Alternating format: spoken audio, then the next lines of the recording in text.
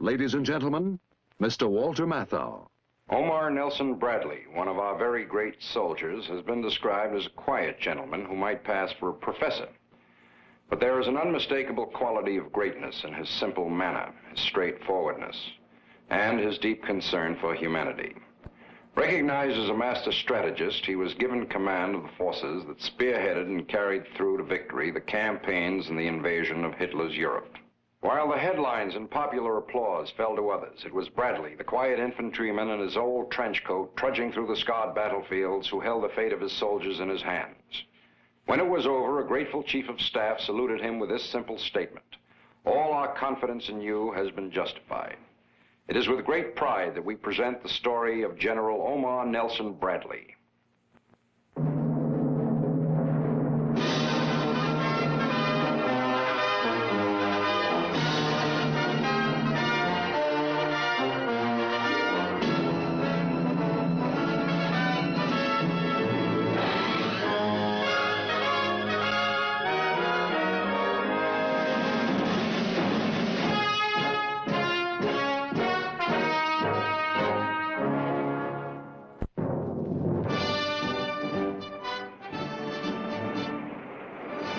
Paris, spring of 1953, almost 10 years after liberation.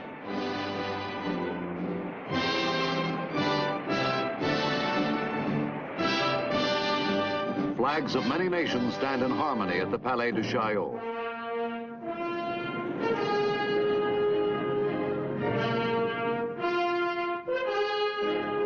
A general, chairman of the American Joint Chiefs of Staff, arrives to take part with other world leaders in a program of peace based on a union of Western strength, the North Atlantic Treaty Organization.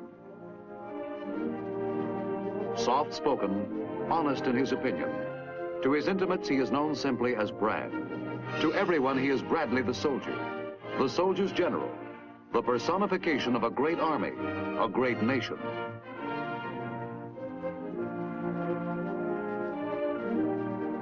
With all that he stands for, this man has no sense of destiny in his makeup. He never had it.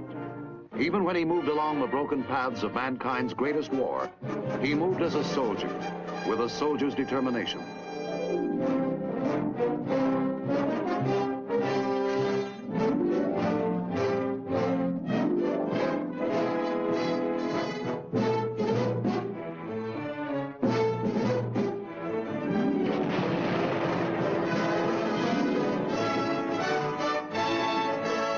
Bradley the strategist, perhaps the greatest in modern warfare.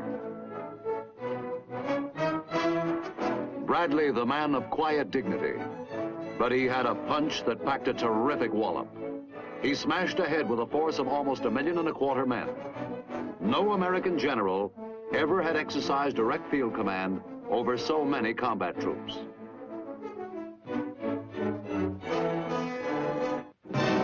The end of the Nazi road. Here we see him at Berchtesgaden, the mountain retreat of a tyrant who had felt destiny driven to rule the world.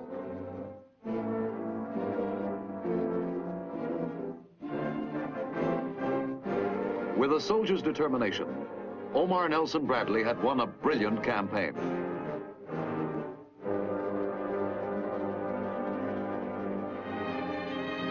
He had come a long way, this general, geographically and otherwise. From the heart of America, from a state that had known many famous Americans: Mark Twain, Champ Clark, George Graham Best, General Pershing, President Truman.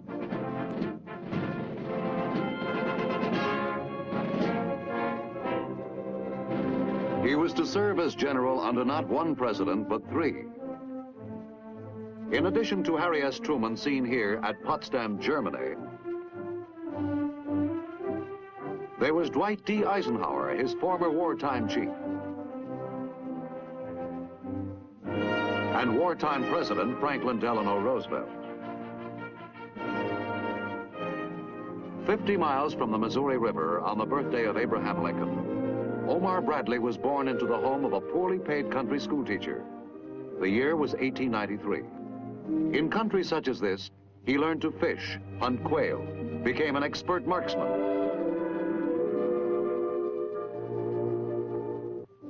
He was the only child. The name Omar came from a family friend, not the Persian poet.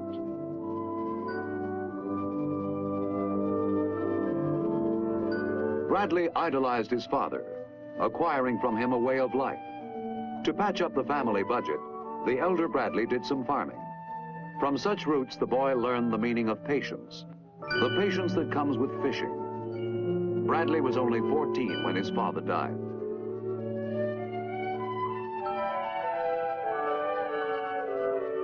After high school, what? It was hard to say. He sold newspapers, worked at the Wabash Railroad shops at 17 cents an hour. But a Sunday school teacher suggested West Point. And West Point it became, the United States Military Academy. Here had studied Lee, Grant, Pershing. The class of 1915, Brad's class, was to furnish 56 generals. One could say of Bradley, as quiet as the Hudson, a trait that was duly noted by his class biographer. True merit is like a river. The deeper it is, the less noise it makes.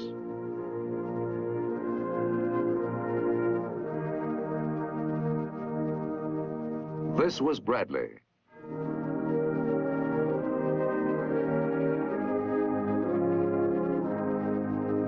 And they wrote further of him. His most prominent characteristic is getting there. Just how much prophecy was in this remark? Let us see. In World War I, he commanded an infantry company at the Butte, Montana copper mines. His own evaluation, ruin. He was left out of the fight. 1920, ordered to West Point as an instructor in mathematics. From 1924 to 1939, Army schools, routine duty periods with troops in the United States and Hawaii, then on to General Staff in Washington. Finally, in the early part of 1941, Commandant of the Infantry School at Fort Benning, Georgia. Was he getting there? Well, he was acquiring the reputation of a fine infantry officer.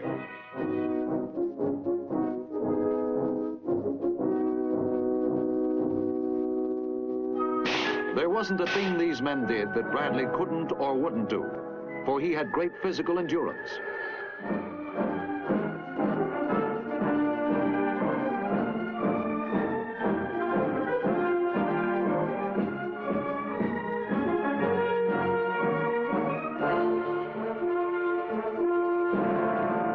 February 1943. Bradley was in Florida training a division for duty overseas. World War II was in its second year for the United States, and Bradley was to be included in the fight. Word finally came to report to French North Africa.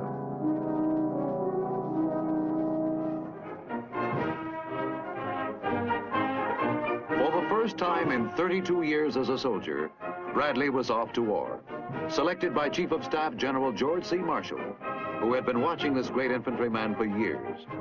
Now as Deputy Commander and Commander of the U.S. Second Corps, he helped push the Tunisian campaign to victory.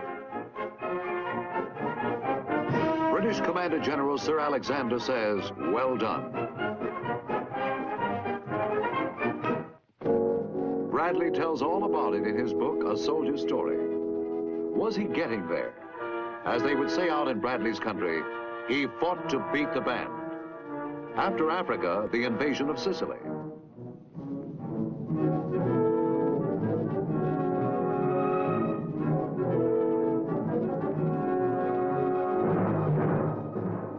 Bradley took Second Corps into Sicily under General George S. Patton's command. Plans for the Channel assault on France were well underway when General Marshall sent word to Eisenhower, "My choice has been Bradley." He meant for Bradley to lead the American forces for the great Normandy invasion, Operation Overlord.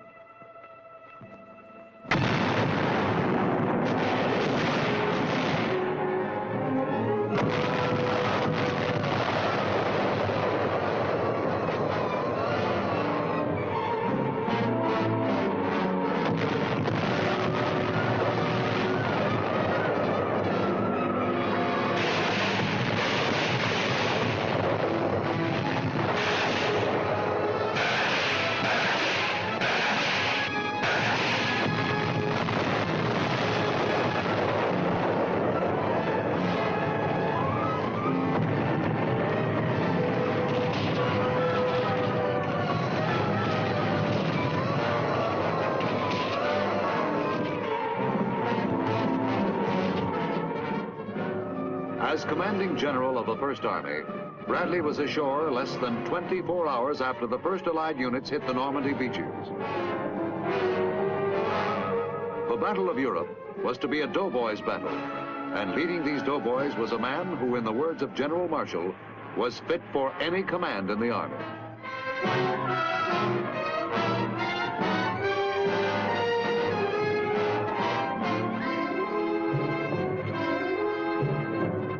A week after D-Day, and we had linked the Allied forces together in a beachhead 42 miles wide. A prime objective, the port of Cherbourg.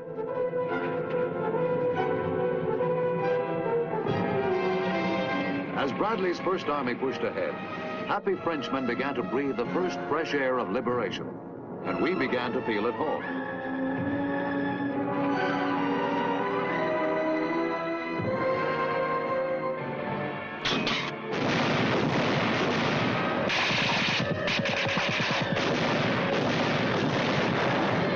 They were a hard nut to crack, those Nazis.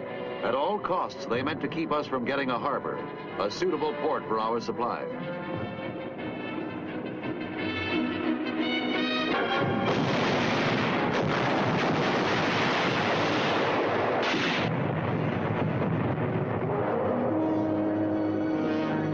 Nazi commanders now felt the power of Bradley's punch. For once Bradley made up his mind, he moved swiftly, relentlessly. Was he getting there? Following the Battle of Saint-Lô, he headed the 12th Army Group. As American forces plowed ahead, they moved out of the peninsula, then toward and beyond Paris. 43 divisions were to be deployed under Bradley's command. The 12th Army Group included General Courtney H. Hodges' First Army, General George S. Patton Jr.'s Third Army, General William H. Simpson's Ninth Army, and General Leonard T. Giroux' 15th Army. No sit-back-at-headquarters type of general, Bradley inspected a battle in person, traveling in an ordinary jeep.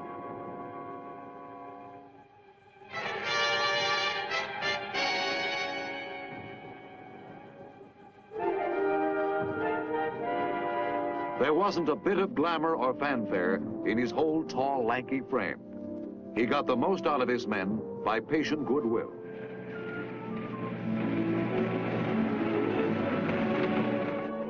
He knew every division commander by his first name. When an officer performed as he expected him to, he gave him a free hand. When he hesitated, he tried to help him. And when he failed, Bradley relieved him, and all respected him.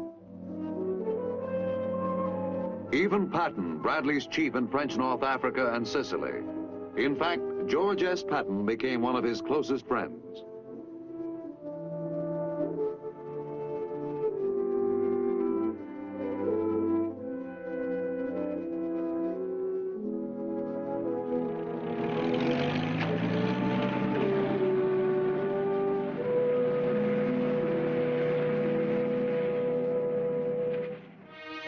What did Bradley think of the boss, and vice versa? There was a mutual trust.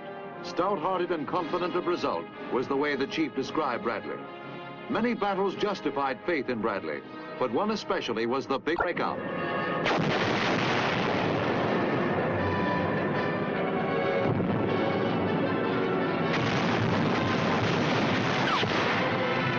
The battle for Saint-Lô and the breakthrough from the peninsula. One of the most decisive battles of Bradley's military career. The breakthrough cracked the back of the Nazi Wehrmacht. Bradley had created it, planned it down to the last detail.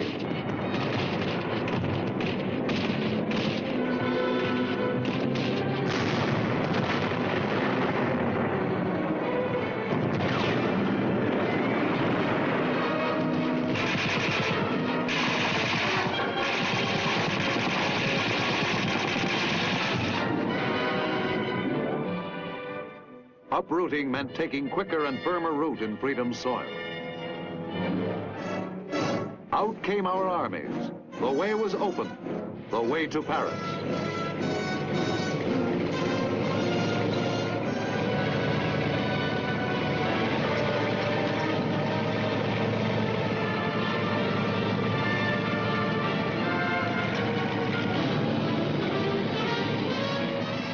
The enemy west of Paris was destroyed. As he fell, the liberation of France lay only days away. That the Bradley breakthrough worked was due to a soldier's determination.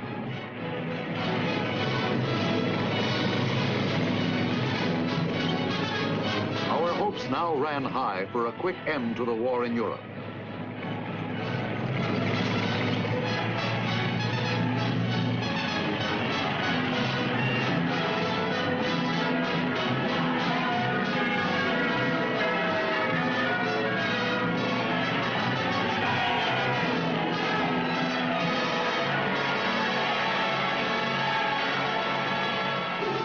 Paris, liberated. Bradley could have gone into Paris himself, but the quiet man from Missouri was not built like that. He had waited for his chief.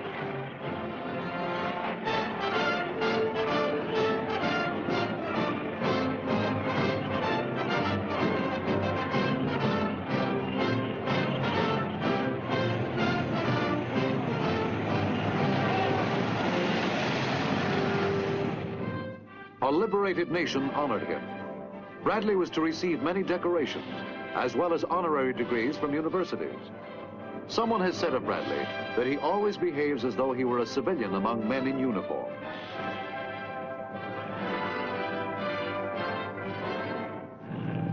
Even as Paris celebrated, something was happening. After the fastest blitz of modern war, we had to apply the brakes. Logistics, that age-old problem of supplying a mighty fighting force on the offensive, had run into difficulties. We had lost momentum.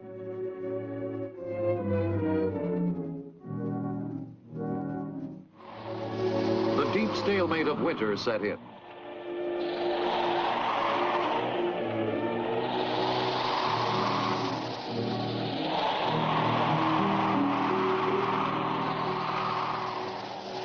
Then, quite suddenly, counterattack, the Battle of the Bulge, the greatest crisis in Bradley's military career.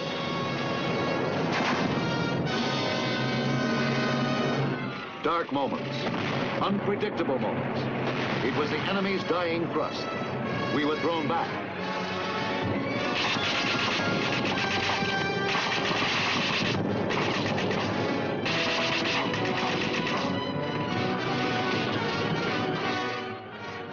Even when the enemy was a few miles from his headquarters, Bradley refused to move back. He reasoned such a move could destroy confidence. Your identification, General. From stars down, solid proof was needed these trying days that you were not a Nazi disguised as an American.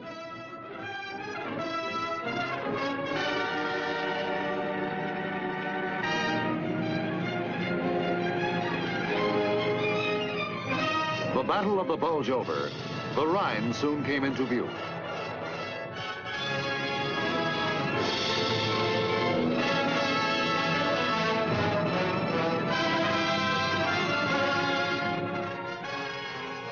There wasn't much more to it after this. Operation Overlord, which had swept a relatively unknown general into great prominence, had blasted asunder the myth of Nazi invulnerability.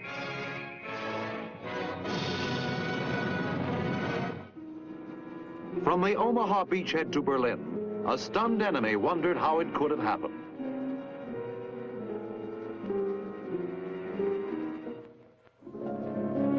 Farm boy to 4 stars. Was he getting there?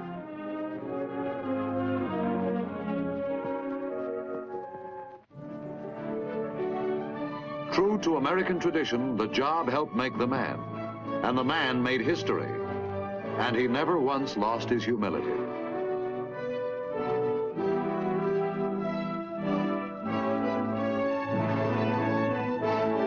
Was there room for a 5th star?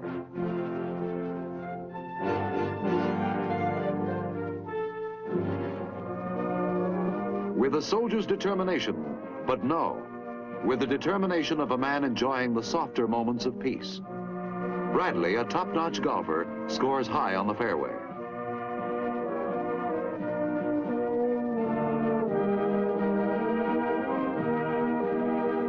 But a hop, skip, and a jump from the fairway was busy Washington. And in post-war America, Bradley played a big role in world affairs. Affairs as they pertain to our survival as a nation.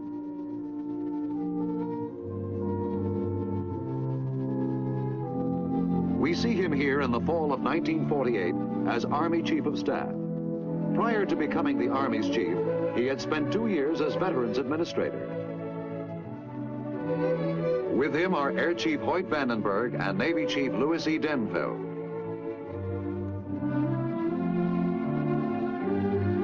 In Bradley's characteristic way, he considered his job another opportunity to serve his country, and America needed him. For a new type of world jitters had set in, the Cold War, modeled by the Kremlin. For example, the great airlift of 1948 and 1949. Starve the people of West Berlin, came orders from Moscow. So the Red Army imposed a blockade on all overland transport between Berlin and the West. All trade stopped. Industrial paralysis threatened West Berlin. But not for long. The air was still free, and from the free nations poured fabulous supplies for the people of West Berlin.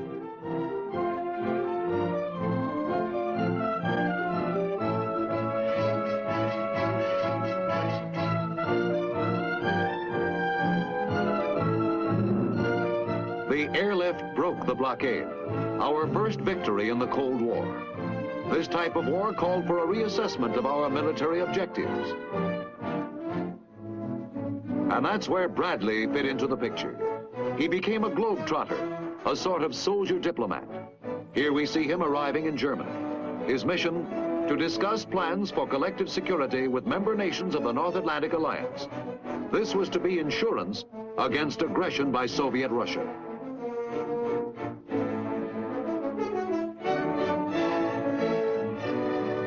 Bradley, the world headliner. The story of Omar Bradley would not be complete without mentioning the former Mary Elizabeth Quayle, who married Bradley a year after his graduation from West Point. Here she watches Bradley being sworn in as chairman of the Joint Chiefs of Staff by Defense Secretary Johnson.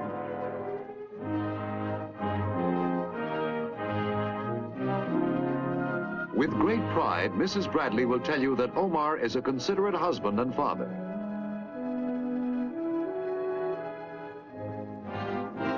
As chairman of the Joint Chiefs, America's top soldier took his seat at the first meeting of the Defense Committee of the North Atlantic Treaty Organization held in Washington.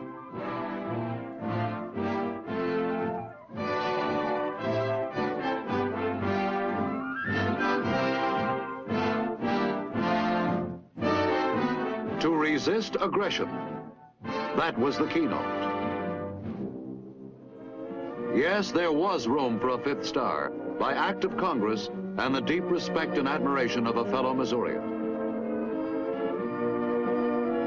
A little trouble with the pin, but both Bradley and the president made it.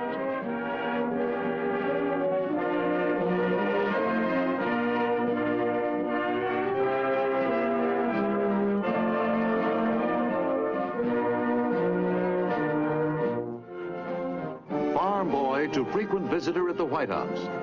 This is early in 1951 at a Security Council meeting.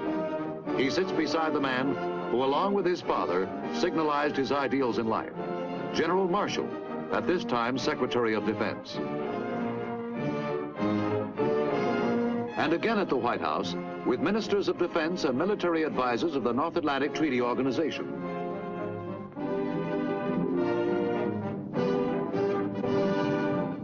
Bradley paid almost 300 visits to the White House, many of them to brief the president on the progress of the war in Korea. Again, he visited war rooms, this time under the banner of the United Nations.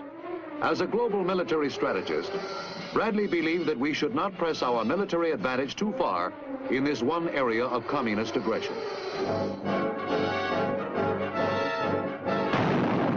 fighting raged from June 1950 to July 1953.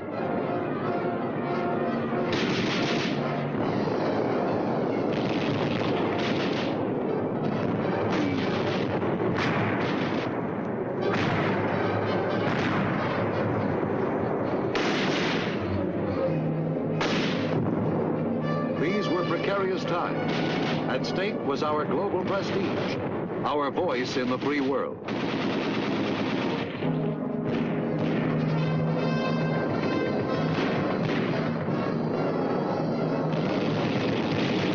This war by satellite, was a new type of Soviet aggression, where the Kremlin directed a conflict in the front yard of Korean homes.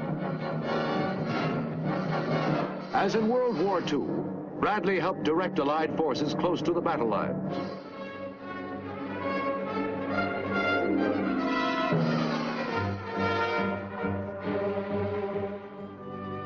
And so it came to pass, from the year 1915, a West Point classmate of Bradley's, Ike by name, went places too, becoming President of the United States. He is playing host here to our top soldier of the nation and other members of the class of 15. Time, May 1953, shortly before Bradley's leaving active assignments.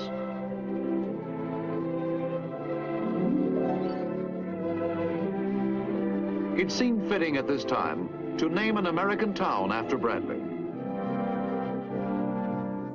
To quote Bradley, "No boy ever came out of an army camp with any more or any less moral fiber and any more or less courage than he had when he left his family fireside." Bradley, West Virginia, on U.S. Route 21, between Beckley and Mount Hope.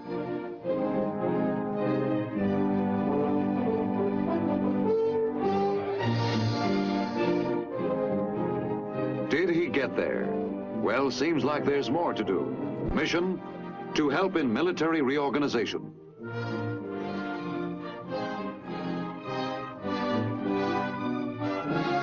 He has come a long way, this general from the humble roots of America, to enrich our heritage of service to mankind and love of country, a living monument among the truly great men of history.